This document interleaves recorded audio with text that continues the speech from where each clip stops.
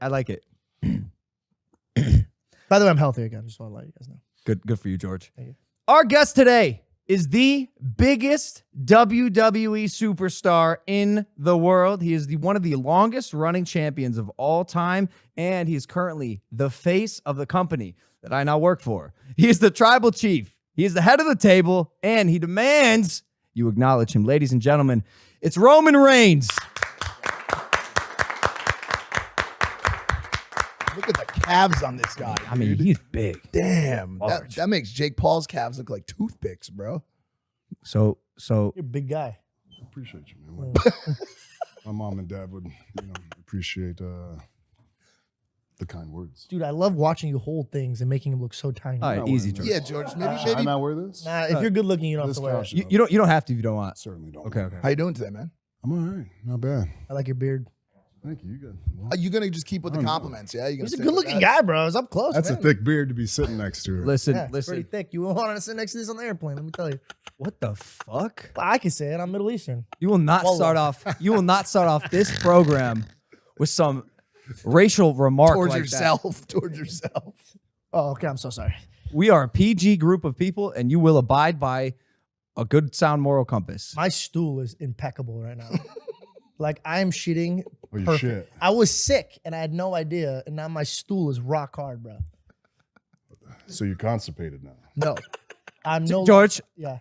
No, let's go. no, Roman, I gotta save you. No, Thank you, bro. Hey, ladies and gentlemen, gut You are health. more of a friend than these motherfuckers right now. I think Oh my God. You know what, bro? there's like a stat out You're there. my guy, bro. 90% of sickness comes from bad gut health. Dude, I didn't know this, bro. he's actually right. Oh, now you're involved, huh? Now you're involved? Now you're involved? Go fuck yourself. Well, you didn't tell him how you found out Yeah, yet. we're Go ahead, tell him about you. I went to a homeopathic doctor. Short story, he's poking at my pressure points, touching my toes.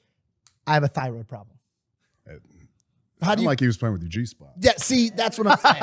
Roman, you Mike needed is that. just jealous because he found the G spot. Mike can't find anything when it comes to that. I asked him if he knew it.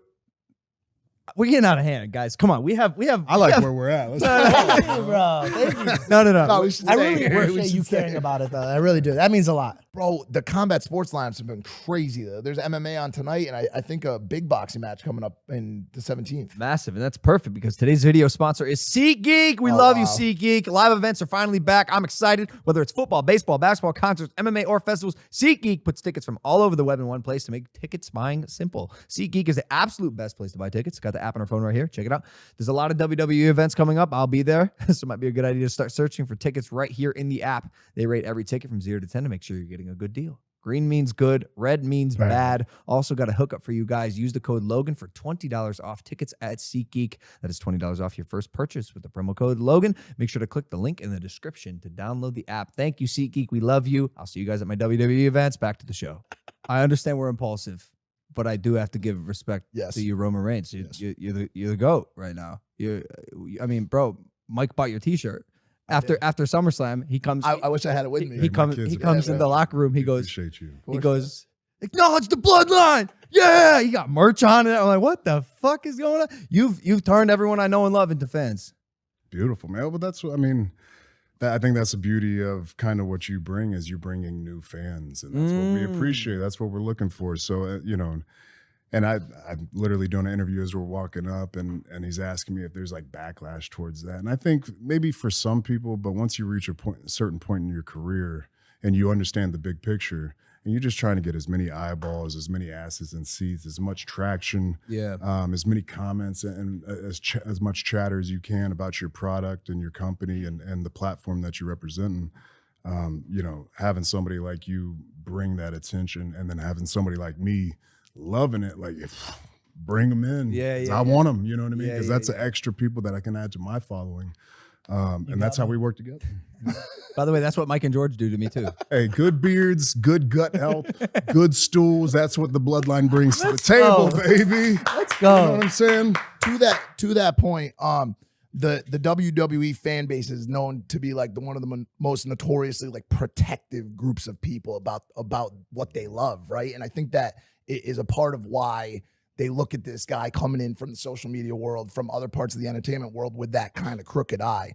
Do you think that he started off in a good way and has made a good impression on the core audience so far? Oh, 100%. I think, you know, and we've been lucky enough to have some outside talent come in that has showcased the passion, the drive, that hyper focus that you got to have. And there's got to be something like that where you, oh shit, I got bit by the bug, like the wrestling bug, the sports entertainment bug, like this simultaneous response is happening. And I've never felt anything like that. Cause I mean, you have like a boatload of followers, right? But like you do something and then you like put it through the editing process, and then like 3 or 4 days, however many days, then it goes out. But it's not like, man, I just did that, I killed it, and I know it for a fact because they went nuts out there. Yep. Like they were super loud. The same thing you felt at SummerSlam, right? Yeah, I got the bug, man. It's immediate because it's happening as we're doing it. It's live, which you is know? a whole nother beast that I'm actually having. Yeah, I'll say it. I'm having trouble with it. Bro, it is hard. It is. We hope so. It's God. not easy, bro. Like I mean, like anything, it's a 10,000 hour rule. Like I've years. I mean, I started in 2010. Yeah. Been grinding at the highest level for a decade now, and I'm still learning. I'm still progressing. I'm still thinking of these minute details that, you know, only someone that's been this deep in the game thinks about. I know. And see, I feel like I am trying to learn those things so quick, and I'm watching guys like you. I'm watching Brock. I'm watching a lot of John Cena, Stone Cold, like doing my research and trying to get as versed as I can in this industry. But it is hard, man, and I don't have the luxury of time on my side.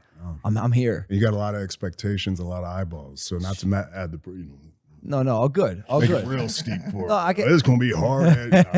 No, you're doing great though. Thanks, You man. really are. I appreciate it. And just, I mean, it's tough because like you're trying to get the broad strokes, right? Like, okay, this crazy performance, this crazy art form that I'm now involved in, and there's just so many working, you know, mechanics that go into the performance and things that, because like, you know, when I played football, I didn't hear anything. Like, I mean, I played Division I college football, Yep, Georgia Tech, Georgia so Tech, it was right. like pretty good, like attendance, so pretty loud noise.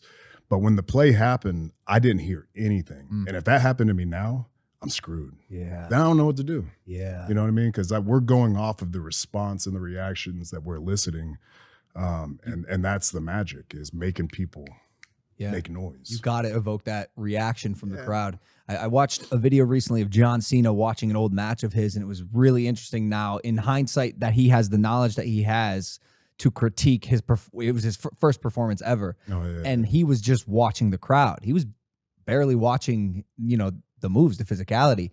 It's all about the crowd. And I actually just came to the realization, I think WWE is harder than boxing. I think it's a mental torment, dude. Like to consider the crowd and then the moves and then everything all at once. You have to put on a performance, both physically and a performance. It's absurd, man. And you've had a wild journey, right? Yeah. I mean, to say the least. Yeah, I don't want to discount what you've been through in doing my research. So you were drafted to the Vikings, correct? Or you're playing for the Vikings? Yeah, I did a free agent deal with the Vikings. What was that, 07? Yeah. Yeah, and then you got a physical, and then that's how you found out for the first time, correct me if I'm wrong, that you had leukemia. Well, technically, I wasn't. We weren't quite sure. We just this is where we saw the blood labs that showed the elevated white blood cells, which clearly says your body's attacking something. It's fighting off something. So they were like, "Yeah, it could be anything." Yeah. So we're like, "Yeah." I mean, yeah, venereal disease, infection, it could be cancer, and then all I heard was cancer. I'm like, "Whoa!" It got super heavy.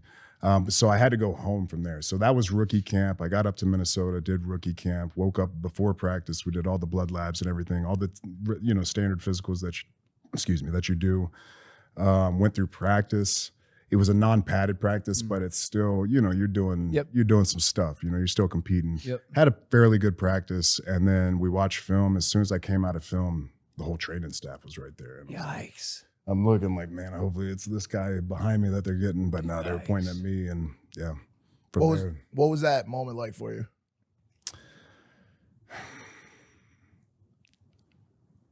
So I compartmentalize emotions sometimes. So I think it was just so overwhelming that it wasn't even believable, and even then it was like this is back in 07. So this is years ago. And like you hear about younger people with blood cancers more often now, but back then, a 21-year-old, you know what I mean, coming straight out of college, a Division I football player, supposed to be kind of the peak health, right? Like you never would expect that. So it put a huge asterisk next to my name when it came to the NFL. So it was just an uphill battle from there, man. Did they cut you? Oh yeah. Yeah. They sent me home. Once we got like all the proper oncology work back and the blood work back, they ended up releasing me just because there was just, I mean, I don't blame them. There was no, you know, it Like just a was medical what it was. release. Yeah. Yeah. Has to happen. There was nothing we could do at that point. And your wife was pregnant at the time. Yeah, man. Oh my God. Yeah. Yeah. So that's the start. At 22, like that's a lot going on, man. That was my introduction into manhood. Yeah, no, I mean, I bet that made you a man. It's funny how that works. You know, we're still learning, we're still progressing, we're still getting better. You know what I mean? I'm still figuring things out about myself. And That's nuts. Dude, to imagine you starting out something that's so beautiful, your girl has a baby, and then they hit you with the, oh, you might not be here. And that's fucking insane. Yeah. yeah, it was a mind trip. It was a mind trip. But I mean, my wife was, you know, my girlfriend at the time, my wife now, super understanding, solid like a rock. You know, she controlled the things she could control. She gave me the time and the patience that I needed. My mom, although very like most moms, emotional and worries her ass off. Yep. She was another one that was solid for me. My family, you know, and that's I think, you know, that I mean, through my struggles and some of the charitable work I do, and then even just through my story, I just always talk about how, you know, the family, when they surround you and when people see that, and then also when others see the struggle that you go through, we bond through a struggle so much more than through success and achievements, you know what I mean? And I was just very fortunate to have that security blanket, have that, you know, that support. For sure. Yeah, dude, we are all too familiar with struggle on this podcast. Well, maybe not George. He grew up with a pretty rich family. I had a weak stool. His gut and his ass is blown out. So that's pretty much every all I day's had, rough for bro. old George here. You know? I like you're coming off as the weird guy, I think, on this podcast. Yeah, no, I mean, dude, like- always. I'm always the weird guy. I was gonna say, are you the weird guy? I have really good empathy. Like I can That's put true. myself That's true. in the situation and like I will be thinking about that story all day, and it'll be like really, really on my mind and heart because it just sits with me. But I would never disrespect you by saying I've dealt with anything like that. So I'm glad you Appreciate that. you're on to the better. I think we're on this is the right setup. No. Man, this is my duo right here because like that's something I like as I've gotten older, empathy is something I've had to work on. And I look and I see through the lens of different perspectives. So I have that understanding as like a human. But at the same time, when I run into tough shit, I push forward. You know what I mean? It's like, negative stuff, it ain't for me. We're going to move forward, lock in and create something positive here or try to use it to, because I'm like half glass full. The glass is half full kind of guy. You know what I mean? What puts your mindset in a headlock? Like what type of situation you're like, fuck, I have such trouble trying to get over these type of situations. Like me's like family or friends, like not understanding a situation. I hate being the villain when I shouldn't be the villain. That's my problem. When I'm like trying to explain something and then I look like the bad guy and I'm like, how the fuck am I the bad guy right now? Well, that's like a spiral situation too, because as you're trying to explain yourself and they're not getting it, you're getting more angry. It's like, why do you not That's understand? happened to us. That's happened to us a bunch of times. That's just communication. That's like stage one of culture is like, can we talk and discuss the things and get the information across and understand each other? And we still struggle with it, like millions of years now later, more than right? ever. Perspective. Oh, even more so because like I got a 14-year-old daughter and like the way she is completely different to how me and my wife are. And then me and my wife are completely different than our older siblings or our parents because the communications are different. You know, these kids, if they don't have the device, it gets awkward, man. Like, How wild is that? that's the funnest thing now is go watch some 14-year-olds try to talk to each other in person. It's weirdest stuff ever. Hey, can I text you? It breaks my heart. Texting right now? Oh, that's or what? wild. I didn't It even breaks know my that. heart a little bit when I walk into a restaurant, you know, a night out with my friends, whatever, and I see kids on their iPads like at the table. Oh yeah, well, as a parent of 5, we're guilty of that. So I'm gonna do it too. I'm gonna do it too. And you get to a point where you want them to just shut Oh, shut up! Occupy yourself. Okay. Parent yourself. Be quiet. You're already. fine. Watch Blippi. Yeah. And well, fast forward. Okay, I know I want to start off dark, but I think it's an important part of your story, especially because you know, you've had back and forths with it for a while, and now I don't know if you guys know this. Yep. He got 5 kids. 5 kids. Crazy. Here's the kicker: 2 sets of twins. 2 sets of twins. What's going on? What's going? That's a strong Wild. bloodline, brother. Hey, acknowledge the bloodline. Buddy. Acknowledge that bloodline. Acknowledge that. Well, when we're not wrestling, we like to have fun. All right, so Not wrestling. I'm wrestling. just working on my moves, you know. Yeah, man, got a lot of kids, 2 sets of twins. Is it too much? Like what? It's nuts. One set of twins is Yeah, like, yeah. fuck. We love them. It would die for them immediately, like right now, no problem. But Which one would you die for first? all of them. Nah, I mean there has to be one. You're Great like answer. he's collateral. Like he has The one that's not the twin. Oh, the girl. oh, go for the twin. I mean, because you already have like a set. You know what I mean? It would take my oldest, my only daughter. So I have 4 boys, 2 sets of twins, and my oldest is 14. And she, you know, she's been around for the whole ride. But these guys, the new ones, they're only 2, so they have no clue what's going on. My 5-year-olds are just starting to kind of understand, like, dad goes to the wrestling show. But they're nuts, but they're like getting to a good controllable nuts, but still bad little kids. The 2-year-olds are just nuts. So they're Terrible twos. Terrible twos, yeah. Bro, every picture I see from Puerto Rico is you and that horse-sized dog, bro. Quinn is getting so big. Massive. Yeah, well, say goodbye to dog crate storage woes and say hello to the Impact collapsible dog crate. You know, I love my dog Quinn. I'm excited about our new brand partner. The Impact collapsible crate's sleek folding design is thoughtfully engineered for functional everyday travel without occupying valuable storage space. The low profile is both lightweight and strong, providing the perfect blend of comfort and safety for your pet. It's designed to bring anywhere you go with your dog. It collapses down to less than 8 inches and can be carried like a briefcase, even on a plane. No more Terrier. Sorry, Mike. There's a lifetime guarantee, and it's available in 5 different sizes and colors. If you want one, use the discount code Logan to save 20% and receive free shipping within the continental United States. Go to impactdogcrates.com and be sure to find the collapsible dog crate. Now back to the show. I want to talk about the wrestling a little bit. I have been out of the scene for a while. I was Ultimate Warrior, like Razor Ramon, you know, God bless, and you know, Shawn Michaels and all that, like way back. Yep. And I got brought back in once again by my good friend Logan Paul here. And I went to Monday Night Raw at Madison Square Garden, the greatest arena on the planet. Yeah, yeah. And you know, I'd seen your stuff before, obviously, and seen you, knew who you were, but I was sitting there in awe of this giant man who was able to control a crowd without saying anything. It was one of the greatest things I had ever seen, because people are always so concerned with what they're saying, how they're saying it, their body language. But to watch you sit there and just command that level of attention from the crowd and from the audience without saying or doing anything was an important learning lesson for myself. And it was something that we discussed actually for At length. Few days after. Non-verbal, non-anything communication.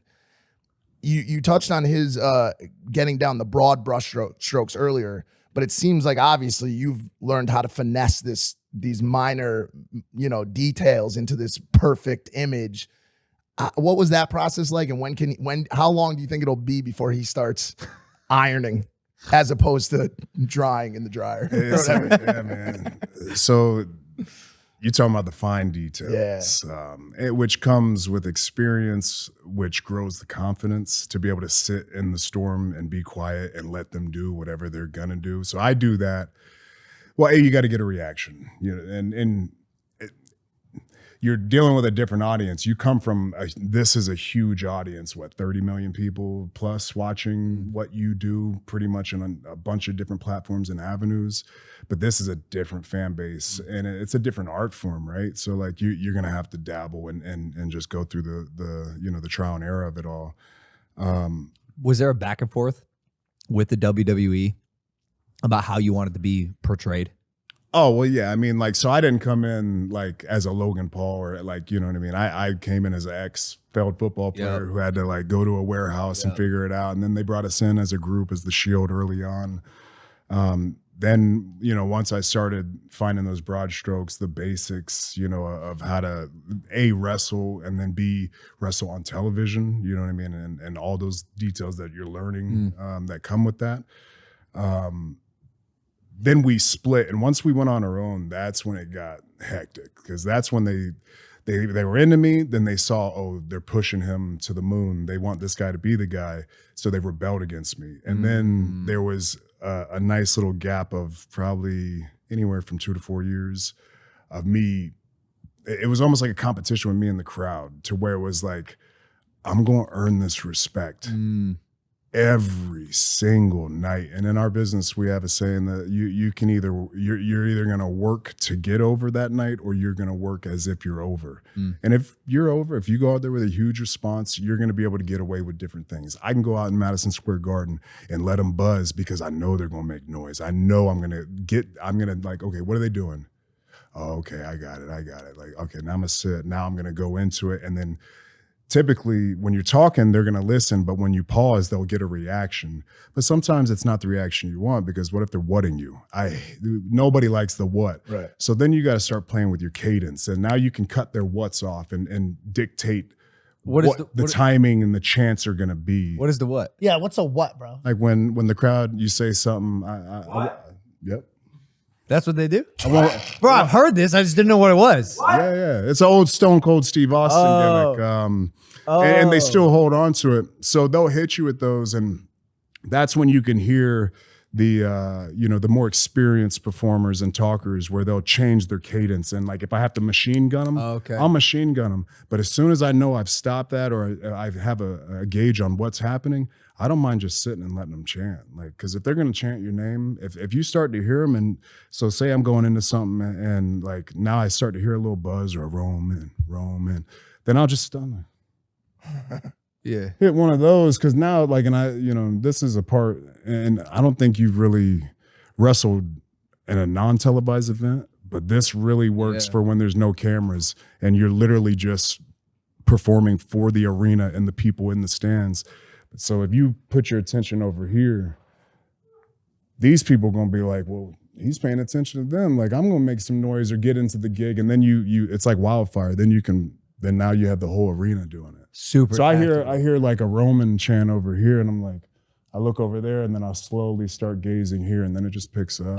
And then I do the full turn, and by the time I come back and I'm in the hard cam, looking like a jerk, feeling myself looking like an ass, they're going nuts. So it's a give and a take, you know what I mean? Yeah, for sure. You've been the face of WWE for almost 5 years now, which is since 2015. Yeah, so almost 7 years. I mean, Cena was still coming back and forth. I mean, you would still probably say John was still the man when he was there, but I was still carrying the weight and pulling the load. Gotcha. Houses, doing tours, the whole nine. And when you turned heel officially, right? That was when your career really started. You found your footing, you think?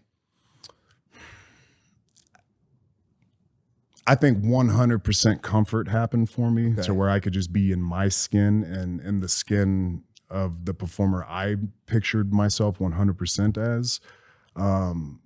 But I was in a groove before that too. Really? Even as a good guy, just a baby face doing my thing. I mean, by the time I got to like 2017, 18 and 19, when I had come back from the relapse of the leukemia, there was a little bit of that kind of honeymoon disappearing phase. He's back, happiness, but then there was just, we got to a point after that, even a year after that, where it's just consistency of being good. And they see you do it every single, you know what I mean? Like when you first started YouTube, like you grew it, right? And they watch you grow, and your following built, and it's that kind of boring old adage of the hard work. And when you do it though, and you see that consistency paying off and it's growing over time, and then you find yourself where you're at. For sure. No, experience is irreplaceable. It's like 100 with what we do.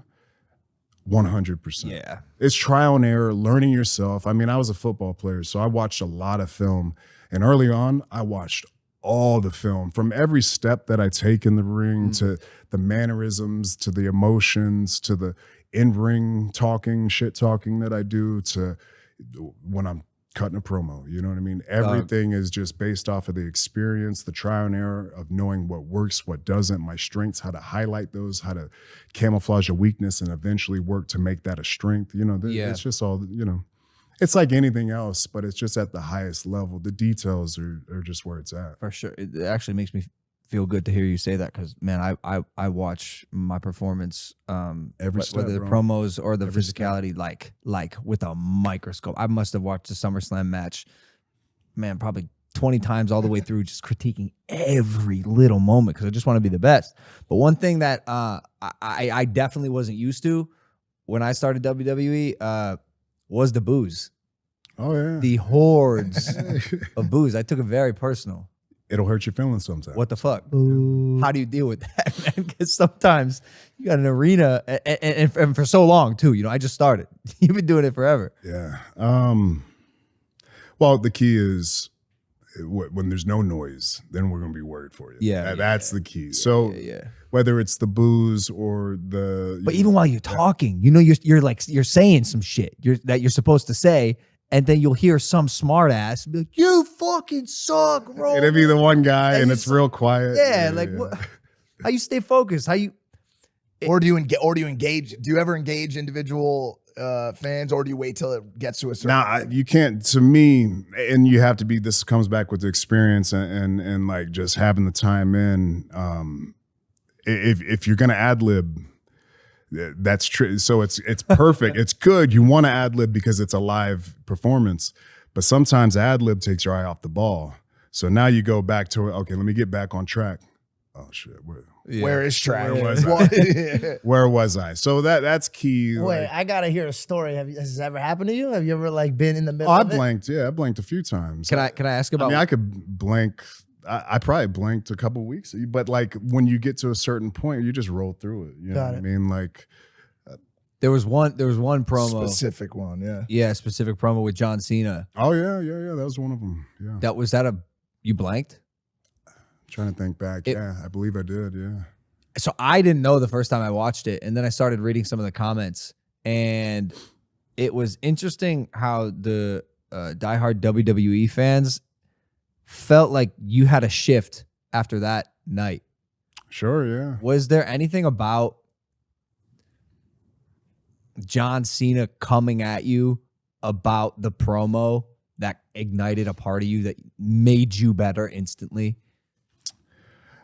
I think just being in that position and going through that experience made me better. I don't think it was anything like John specifically, you know what I mean? Like, because I take from everybody I've worked with, everyone I've competed with. I always try to take something that I learned from them. Steal like an artist. You know, yeah, Absolutely. man. Like you find it's like looking at, you know, like if you're an offensive coordinator, I'm working under you as a, you know, a quarterback coach or something, and it's like, man, that offense was good. I'm take everything that I like from it, then I'm gonna add a little bit, you know, to my own playbook, yep. and then now I got my own formula here. You know, if I took a little from you, I took a little from you. A little Georgia boy, we got good help. Good help. I see what you took from me, my friend. You guys Need to take a little more. You know what I mean? You guys got great beards. Well, you mentioned rivalries. That's where I was rivalries. going too. Nice. Rivalries. Yeah. Well, why don't you do it? I just wanted to talk more about Cena a little bit. Oh. But what did you have? I was gonna talk about Big Brock. Oh, let's do that. Big then. Brock Lesnar. Lesnar. You guys have some back and forths. Yeah. Last time I seen you guys, he put his tractor under the ring and lifted it up, and you Inception fell back, toppled over. You guys do some crazy shit. That same match, this was the coolest thing I've ever seen in my life. He was on top of the tractor, and he threw the mic, Oh yeah. and you didn't even move, That was insane. and just caught. I remember seeing it. I was like, how did he do that? So I'm here to ask you today, How did you do that? how did you do that? Boys got hands. That's that football. hands. Let's go. But, I mean, You're the biggest wide receiver I ever seen. So I played baseball back. So I'm right-handed, caught with my left. Yeah, so I've what? always. I don't know if y'all are like that, but like I have crazy reflexes. I'm He's like, I don't know if crazy. you guys are like that, lit, and you could do it. I know you. We know you ain't. We had. Oh, bro, come on! I was just on your side. I know I got at least 1 out of 2 over here, but we're not even going to ask. Talk you about this my question. reflexes. But Go. like he threw it right to my hand, but I catch good with my left just because of baseball. So interesting. But yeah, he threw it right there. But and did I you hit him know- with a little wink? It was, Bro, you wink right after. But did you know, like, how did you map out the trajectory of that microphone and know it was going right there? Like, there was nothing. You didn't move your head. Yeah, that's just one of those things. It's like, like old college party trick or something. Someone throws something at you, you I was doing jealous. and you just catch it. You know what I mean? I was just one of those jealous. things. Y'all seen that video of? That was the coolest thing I've ever seen. But this video is actually cooler, bro. I'm sorry, but it's very similar. You guys are Listen- picking me- No, listen, picking me listen. up to play. You started this. I was on your side, and then you and said then I you can't catch shifted, shit, bro. and now everybody's Okay. He's the heel. He's the heel now. Can I? Let's leave it up to the audience. They'll know what I'm talking about. There's a video of it's some band. This guy is standing on top of the crowd. I know He's exactly what you're performing. talking Someone throws a cup at him, red solo cup. Grabs the cup in the air. Amazing catch. Sees it last minute, reflexes, catches it, and then takes a sip out of it, and everyone goes fucking crazy. That's pretty cool. Like yeah. those impromptu moments like that. If I could add like a beer, if he Oh, threw a man. beer at me and I just chugged it, Put it on the now back we're burner. talking, yeah. I'm sure Brock Lesnar will toss you a beer one day. It's But yeah, just you and Brock. yeah, go ahead. I was just gonna say it's a risk because what if that mic does That's what I'm saying. like hot dog right through that roll, dude, of a handy? Oh, if I drop it, then I'm just the bad guy who dropped it, and I'm just not cool in that. What do you moment. do? Let me ask you that. It pops through. What do you do? You just look to I'm that. just staying on him, hoping they're not shooting that. Got you it, know what I got mean? Like, because there's a lot of good glances you could be getting here. A You know lot what I of, would you know be what I doing? mean? I'll be the guy who comments party trick, huh? I thought you got it. First time George is ever in the comments. have you had flubs before? Where Oh yeah. any come to mind where you're like, that's really Oh man, nah, yeah. The biggest one. I mean, I've had just some crappy promos that you get in early, you don't have any equity. I want to say something right now. I ain't saying it. You know what I mean? But 10 years ago, Vince is like, you're saying this and it's highlighted, then you're gonna say it. And I said some crazy stuff, which still followed, like the suffer and succotash. I don't even remember. I just remember it was suffer and succotash. And it was like literally 8 years ago, and it will still be brought. I mean, I delivered some really good work over the past few years, and they'll still be like suffer and succotash. But so it's just one of those deals. Yeah, did and you say then that? I came back from I think it was my hernia injury early on, and I came back and the Rumble was coming up pretty soon, and I did a run in, beat up some people, and then I did a promo backstage, and I was supposed to be declaring for the Royal Rumble. And when I hit that declare, I forget how I flubbed it, but when I did, I just said, like, I flubbed and I just looked right in the camera. Yeah, it was, we were in Cleveland. I remember it. Yeah, it was bad. And I was like, because it was a pretty dope segment of me coming in and beating everybody up. I think I like speared Big Show. It was really cool.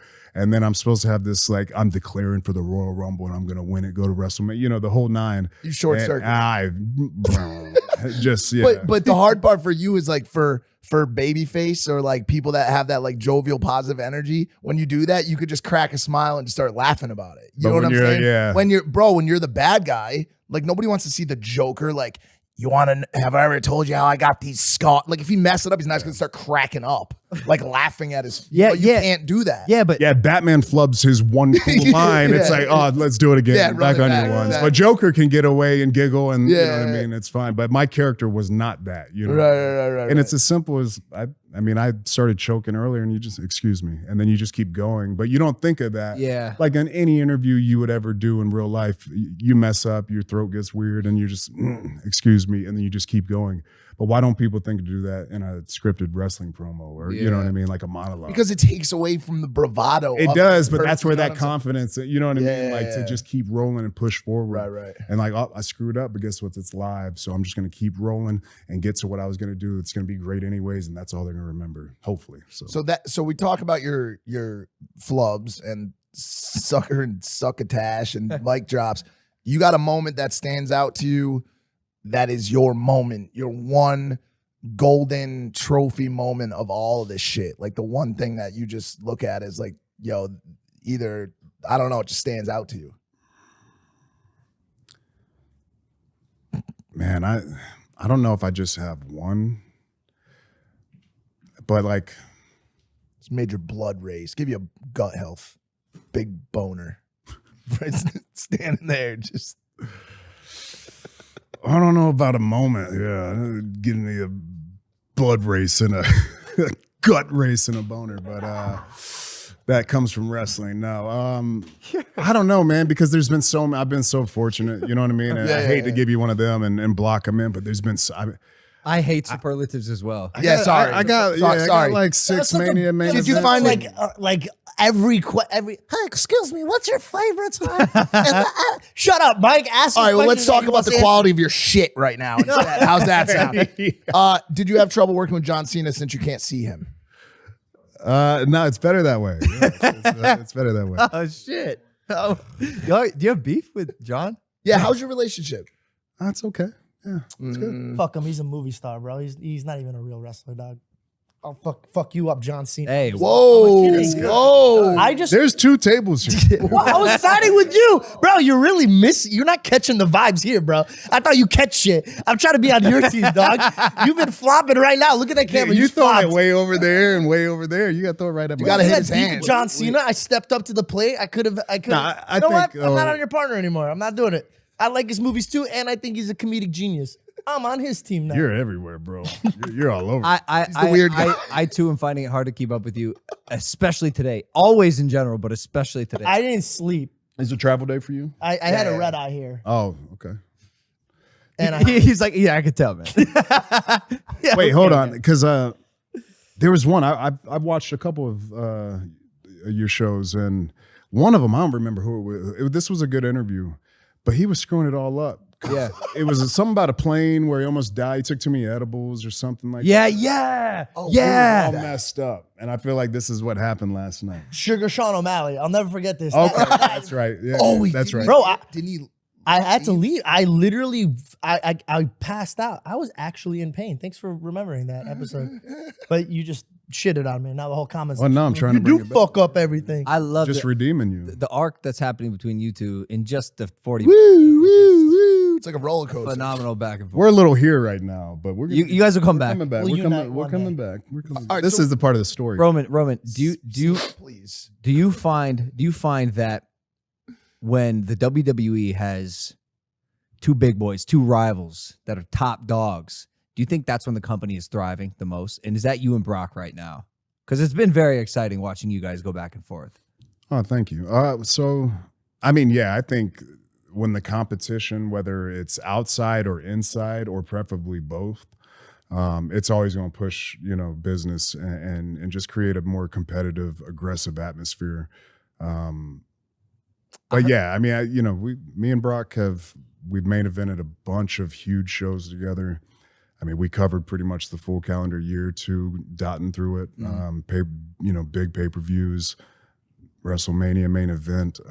So I would definitely say he's been thus far my biggest rival. Is he hard to work with? Yeah, he's fucking Brock Lesnar, man.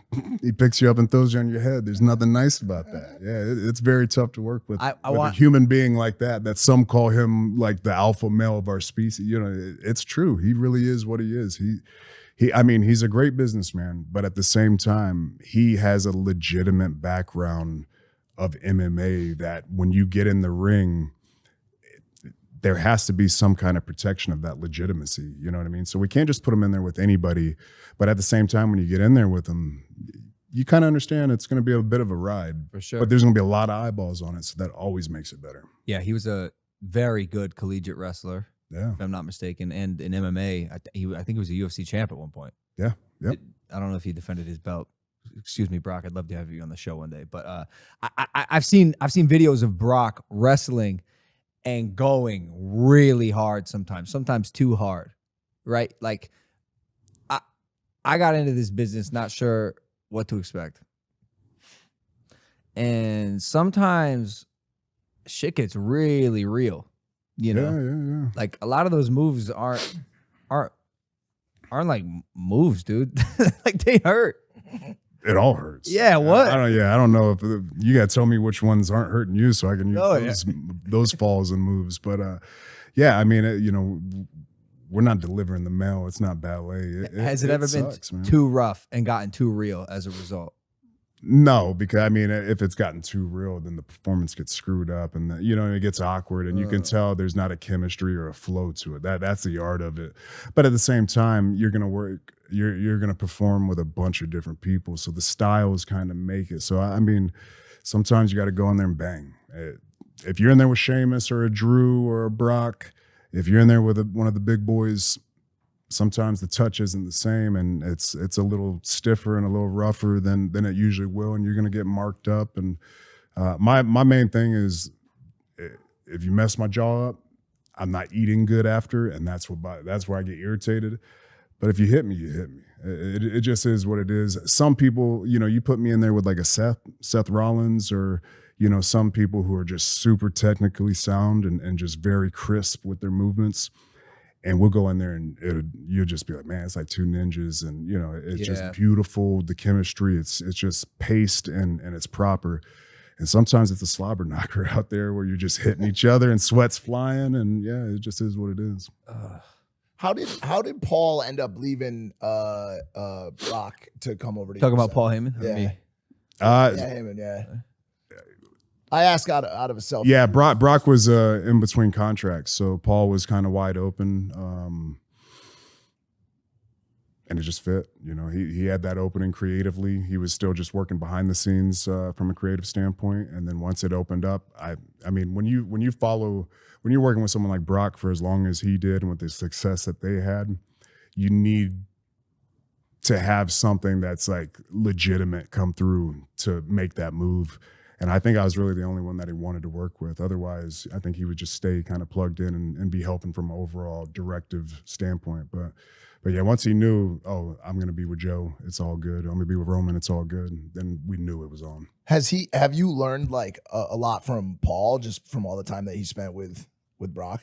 Oh, I was learning from Paul before I was with Paul. You know what I mean? So, and he was with my family for decades before I even got into the business. So I'm always learning from Paul. I mean, and it's not even just like, you know, wrestling stuff, like business stuff. I pick up stuff as, you know, just talking father to father.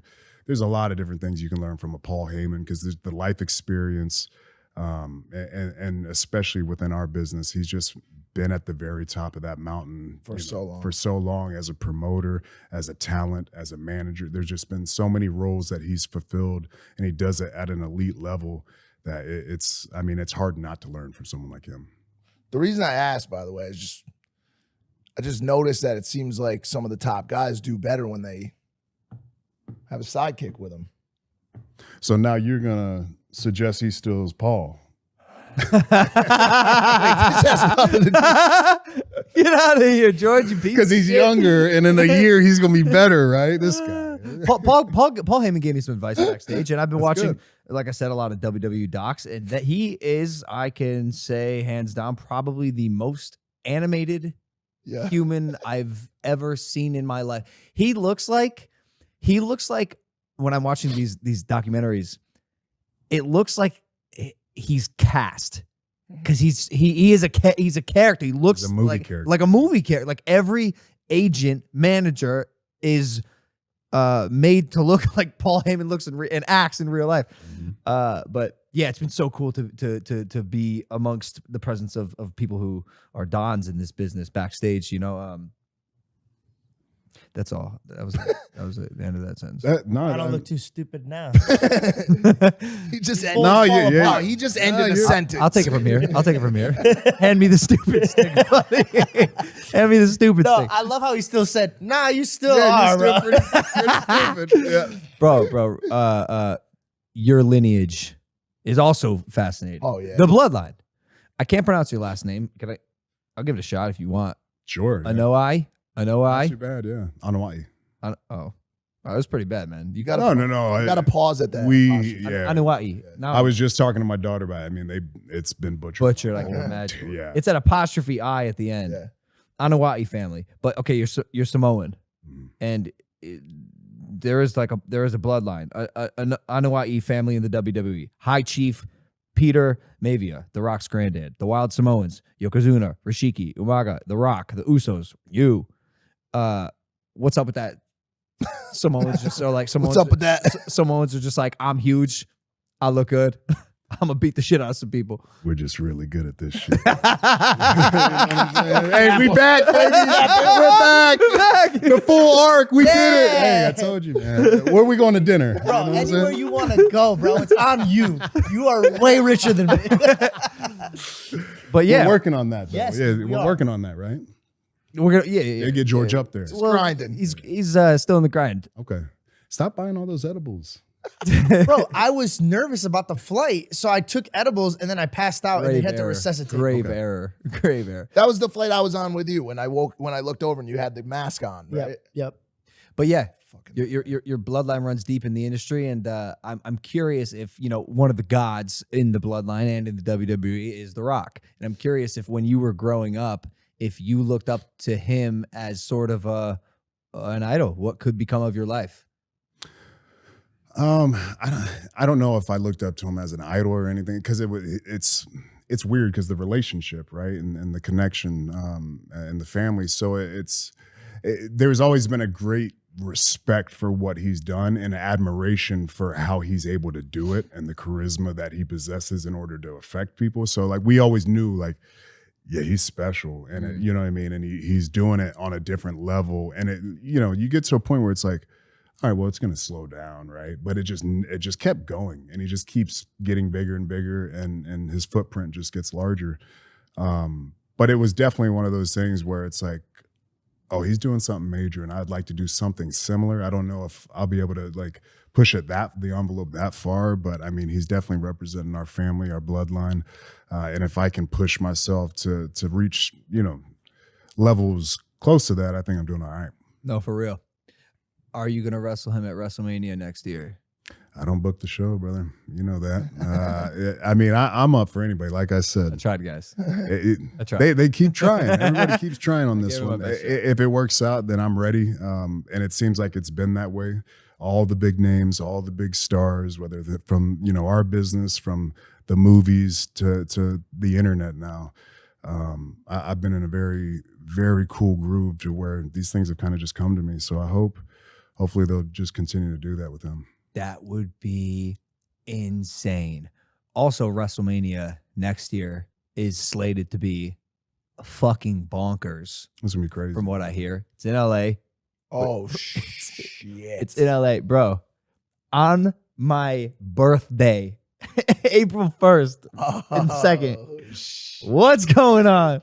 Crazy. So we're We don't definitely need y'all to focus him in then. You Oh, surround him. he's keep him brother. around. He Brother, doesn't care he's- about birthdays at all, bro. Yeah, you don't care about birthdays. Like He zero. hates birthdays, but he's focused, man. Okay. That's he really is. That's one thing I'll say about him. He takes everything very seriously. I've had the great opportunity to be around this guy for the past 6+ years, and I've seen him take on NFTs. I've seen him take on boxing. I've seen him take on YouTube. I've seen him take I've on seen him take on NFTs. every Head to head. industry under the sun. Yeah. But watching the respect and time and dedication he has for this individual pursuit is like nothing I've ever seen before. He looks at it like a science, something he has to study. Because what you said, I really do like it, and it's something I can focus on because I know I can get better at it. I can see a really healthy and exciting arc for what I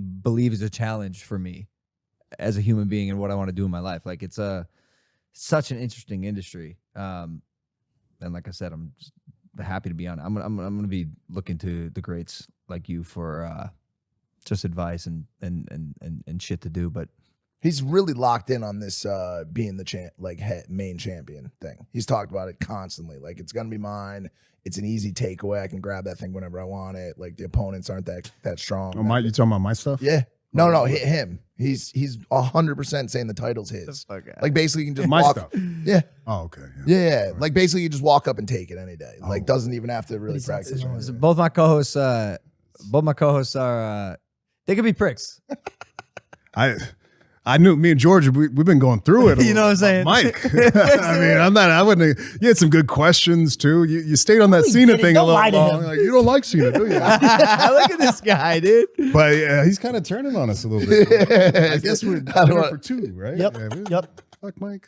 I'll see you guys at Chili's. Fuck Mike. I'll see you at Chili's later. I'll see you at Chili's. Yeah, my WWE reps just back there like, oh God, we can't put Yeah, all him on 5 of this them. anymore. Yeah, Came with an army. Big team, big team.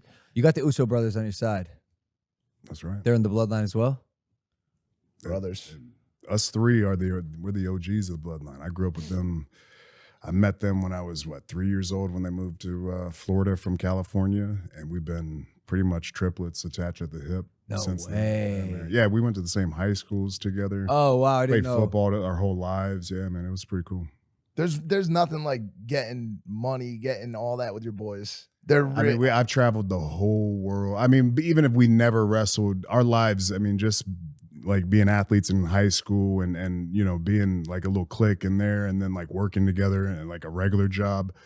I mean, as office furniture installers, we had the best time ever. You know, like where they're like, people are like, they're like, y'all got to quiet down. Like we're building cubicles loud as shit, just having a ball doing it because we just enjoy being around Isn't each that the other. weirdest part of it? He talks about this all the time. He talks about his days at Five Guys.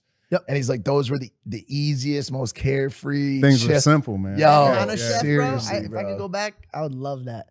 But now, I mean, we've traveled Good. the world, we've toured, you know, like we've partied together everywhere you can imagine. It's crazy. It's been a really cool run. And Was there ever a fallout? Was there ever one girl you guys fought about? One like situation? Nothing? Like you guys? no, I mean, I've seen them butt heads pretty good as twins. That's a thing. Like they I mean, if you're close to twins, it gets pretty crazy. Friction, Cheers. Yeah. When it happens, when they don't want to be around each other, they do not want to be around each other. Cause it's like the same, it's like me on, you know, in my face all the time, like always being me, looking like me, talking like me.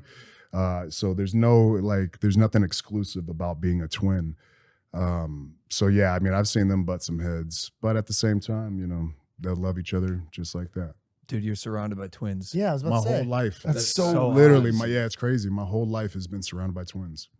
That's wild. Yeah. Are you noticing that your 5-year-olds are like bumping heads yet or no? Oh yeah, yeah, Really? they fight. But the babies actually, the 2-year-olds fight more. They pulling out chunks of hair. Oh, Yeah, it's crazy. Oh, they're we'll fighting. go in and get them out in the morning, and like there's like what is it? Like a little tumbleweed of hair. I'm like, oh shit! Like they were going at What do it. you say? How do you control that? What do you say to them? Like, Oh, they're brothers. They got to figure it out. You can Yeah. try to help, but at the end of the day, that's their relationship. I don't understand.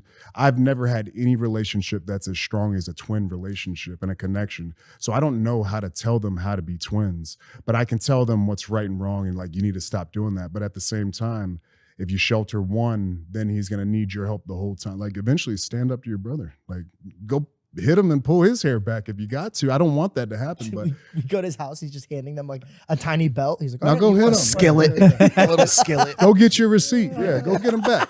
Go get him back. Hit him and then bring him in the living room and then y'all fight. Let's go. Let's see. Pick up the chair, fold it, pick it up, hit him." No, other side. Flip it. Yeah. Pick up the ladder. I know it's a little big. Close it. Hit him in the belly. Can you explain what a receipt is? I've heard this term used in the industry. You hit me harder than I feel like I should be hit, and the next one's gonna come a little harder to you. Yeah. You got to get your dues. You got to Cash that get your check. payback. Oh, Yeah, That's- like- it works itself out there. That's why when like you're like, well, it's getting a little aggressive. Yeah. We just start hitting harder, and then at the end of the day, Okay, you but- get the job done. What happens when you're running out of receipt paper and at that point you guys are just beating the fuck out of each But other? then you have two unprofessional people who shouldn't be out there If that performing happens. for a large crowd. Yeah, they're not in the right. Yeah, we'll call Dana White and send him over there. Or something. I've always wanted to ask about fitness in this industry. I find it fascinating because the WWE train moves, as you know, so quick, so rapidly, well-oiled machine, tons of performers, crew, everything. And I'm so curious how you guys stay in shape. I have time off. I go back home, I work out, right? I don't work nearly as many hours as you guys do. How do you stay in shape? When do you have the time? Oh, it's just built into the routine. You know what I mean? It's like anything else. You just know, okay, I'm going to train before the show. So you go and you work out. You fly in, you work out. You go to the show, you do it. Jump on the bus, go to the next town, wake up, work out. Where are you working out, by the way? Hotel gyms or you find it? I mean, it would depend. If I need to really lift, then I need to go to a real commercial gym, a Gold's. But that's what I'm saying. You just roll up alone. You got like a crew. Do people bother you? So I travel on a bus. So I don't have just a car to take me. So we park up at the arenas, and then I'll have a referee that's there, and I'll borrow somebody's car, or he'll drive, a ref will drive me, or if my cousins are there, they'll come and scoop me up once they wake up, and then we'll just go. But I mean, I don't roll with any security. Yeah, I've been fortunate enough to where I hadn't had to have security. I mean, you're your own security. dude, but look a at little bit, yeah, but at the same time, you get a group of people acting weird and want to test, then it's a is what it group is. or people being. It's the same thing for you, because they're like, oh, that he boxes, man. I wonder if he really is tough. Guy, if he's really about I it. bet you I could box him. You know, It's so you know weird, what I mean? It's so just weird how that That's works. actually very true. Has anybody ever stepped up? Never. And I always say this, and I don't want people to I don't want to do it. I don't want to fight nobody, and for real. I want to go about my day and just be a regular human, right? But I've been fortunate to the hates, we talked about earlier, where it can get crazy. Even when it was at its worst, nothing ever happened in real life. It's all respect and love in real life. But on that internet, boy, they'll spew some down, man. You know that better than anybody. People they'll come in with some phone. negativity on that internet, but in real life, never. How's that for you? Have you ever had any trouble dealing with the online stuff? Yeah, I mean, early on, I had to. I think I had a elevated way of thinking about it. But even just being as a human, you're going of course, I'm gonna clap back on this guy, and then you get a little pop from a few thousand people that are with you, and then you make someone famous for 15 minutes on the internet, and then it's well, I'm kind of a jerk for doing that. So now it's just character stuff only. Yeah, I'm not responding to haters or trying to clap back. I mean, it's funny for a second, but at the same time, it's just a waste of breath. He told me early on, he was years ago, he's at some point you'll become immune to it. And I never believed him because call 3-4 years ago when I would have an avalanche of hate for this reason or that reason, it would get to me, bro. I would hole up for 3-4 days, and he'd be like, yo, we got work to do, bro. What the fuck you doing? I'm like, bro, I'm not in good shape. He's like, bro, get the fuck out of the room. Now it's eventually you get this immunity. It's like Teflon. Dude, no one, there's nothing there's not a single thing anybody could say that could make me even look up or perk up and listen at all. I think eventually that's how every digital creator has to get. You have to. You just got to callous over and just get used to which is good and bad, because it's oh yeah, now you're you don't feel the same. Yeah. You know what I mean? As taking in and you've just hardened yourself, and you've curbed your emotions, which isn't good. But at the same time, is it necessary? You don't want people to have access to your anger button. Only one person in this world can make me mad, and that's my wife. I knew you were I knew it. I don't let nobody else possess that anger button, so I just won't show it to them. They don't know how to locate it, therefore they won't ever be able to push it. How do you handle that situation when she starts pushing the button? 5-star frog splash off the top rope. And you got breathing exercises. What are you doing? Well, that's where the communication comes in, and that's when it's you got to top guy on the road, jobber at home. You know what I mean? You have to really humble yourself and remember, the basics of life. And at the end of the day, I'm just a husband and a father. You know what I mean? And this WWE and this platform that has carried me and lifted me to new heights. We have to check that. It's like taking the ego into the gym. You just check it at the door. And there ain't no Roman Reigns in my house. You know what I mean? I'm just Joe talking to my wife that I knew before I even knew I was going down this path. So I think it comes with a very deep sense of respect and opening that line of communication to talk it through and find those understandings and figure it out. Otherwise, it's just going. I mean, if you've ever been in a serious relationship, you already know, or lived with a female, or your partner or whatever, how it is.